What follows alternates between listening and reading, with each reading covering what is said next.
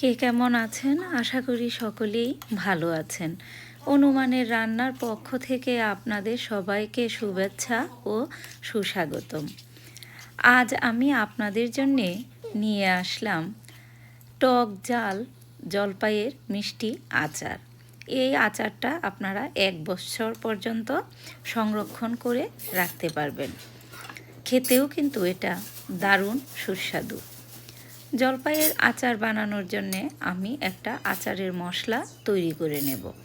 আচারের মশলাটা তৈরি করার জন্যে তাতে জয়ত্রী, গোলমরিচ, জিরা, ধনিয়া, মৌরি সস, এলাচি, দারচিনি, রাঁধুনি সস, তেজপাতা, আস্ত শুকনো লঙ্কা, এই সব উপকরণগুলো একসাথে করে চুলায় বসিয়ে দেব। তারপর একদম ডিম আছে আমি এগুলোকে ভেজে নেব। এই মশলাটা তৈরির জন্যে একটু সময় দিতে হবে।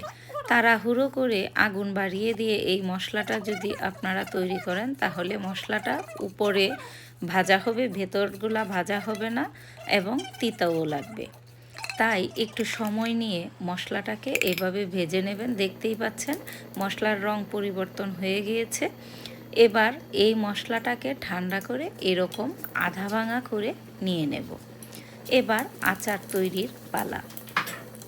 প্যানে অল্প পরিমাণে সরিষার তেল দিয়ে দেব। তেলটা গরম হওয়ার পর তাতে ৫ ফোড়ন ও কয়েকটা শুকনো আস্ত লঙ্কা দিয়ে দেব।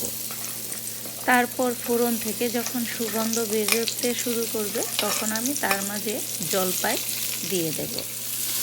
এই জলপাইগুলো আমি শুধু হলুদ ও লবণ দিয়ে খুব ভালো করে সেদ্ধ করে নিয়েছিলাম। তারপর একদিন রোদে দিয়েছিলাম।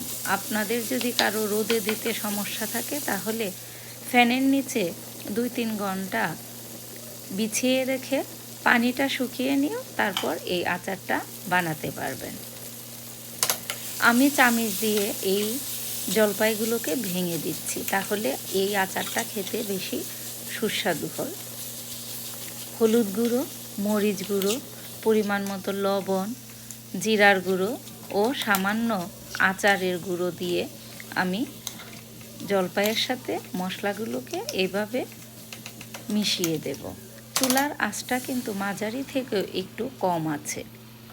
দেখুন মশলা জলপাইয়ের সাথে সুন্দরভাবে মিশে গিয়েছে। এখানে আমি আচারে সরিষার তেল কম দিয়েছিলাম, তার কারণ হলো আমি শেষের দিকে আবার সরিষার তেল দেব। তারপর এটাকে আচারটাকে ঠান্ডা হলে ভালো করে মাখিয়ে নেব। যেহেতু আমি ১ বছর বলছি এই আচারটা সংরক্ষণ করব, তাই এখানে ১ কাপ ভিনেগার দিয়ে দিলাম।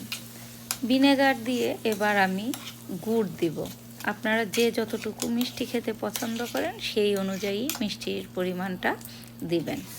ইচ্ছে করলে আপনারা এই আচারটা চিনি দিয়েও বানাতে পারেন। আমার গুড় দিয়ে আচার খেতে বেশি ভালো লাগে, তাই গুড় দিয়ে আচারটা বানিয়ে নিলাম। যেহেতু চুলার আঁচ কম আছে তাই গুড়টাও গলে যাবে এবং গুড় থেকে যে পানিটা বের হবে সেটাও আস্তে আস্তে শুকিয়ে যাবে। দেখুন আচারটা কি সুন্দর মাখা মাখা একটা আচার হয়ে গিয়েছে। গুড়ের যে পানি উঠেছিল সেটা কিন্তু শুকিয়ে গিয়েছে। এবার আরেকটু নাড়াচাড়া করে তারপর উপর থেকে আমি সরিষার তেল দেব এবং আচারের যে মশলা ছিল সেই মশলা থেকে ১-২ চামচ মশলা এটার উপরে ছড়িয়ে দেব। আর দেব আমি কিছু শুকনো লঙ্কা, তেল ছাড়া এমনিতেই শুধু চুলায় কড়াইয়ে টেলে নিয়েছিলাম। সেই শুকনো লঙ্কাগুলো আধা ভাঙা করে নিয়ে রেখেছিলাম। সেখান থেকে ১ চামচের মতো শুকনো লঙ্কা আধা ভাঙা করে রেখেছি যে, সেটা থেকে আমি ১ চামচের মতো এটার উপর ছড়িয়ে দিয়ে দেব।